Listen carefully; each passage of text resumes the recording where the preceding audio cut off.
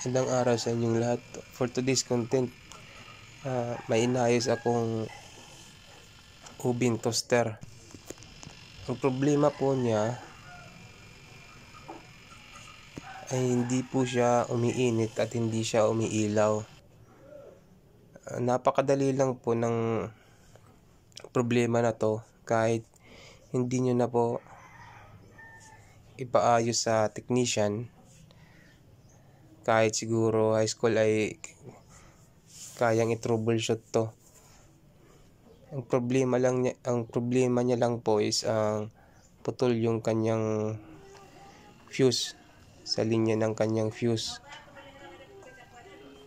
Ang ginawa ko lang dyan is dinugtungan ko lang siya. Bali, line lang yung problema niya. Yan. Yung pula na yan po yung linya na dinugtungan ko.